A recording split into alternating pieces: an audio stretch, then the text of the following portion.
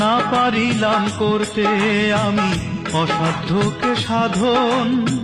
জীবন ভরে করলাম শুধু দুঃখই উৎপাদন, করলাম দুঃখই উৎপাদন। সুখের দেখা পাবো কিনা